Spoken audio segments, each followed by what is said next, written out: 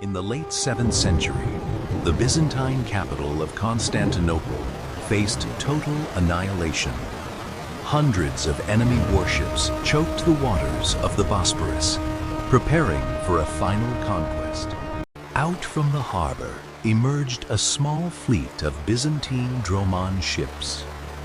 Mounted upon their prows were terrifying bronze nozzles, shaped like the roaring heads of beasts.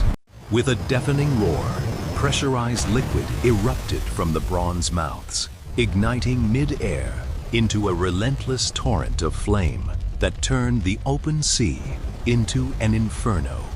Panic consumed the invading fleet. When sailors threw seawater onto the burning decks, the flames only burned hotter, sticking to wooden hulls and floating on the water itself.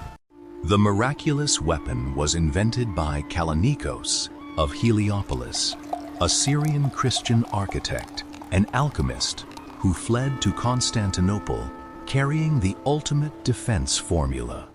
Emperor Constantine IV realized its immense power and declared the recipe a strict state secret.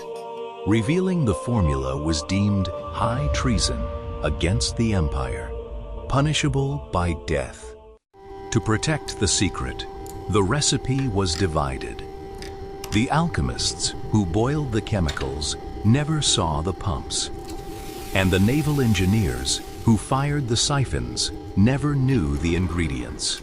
Byzantine forces later engineered portable versions called cheirosiphonia, essentially handheld flamethrowers operated by armored soldiers during fortress sieges. For centuries, chemists have debated the lost recipe.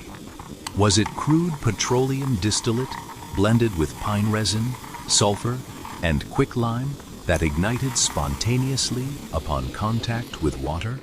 For over half a millennium, Greek fire single-handedly preserved the Byzantine Empire, shattering Arab sieges and repelling Viking raids across the Black Sea. Yet secrecy was a double-edged sword.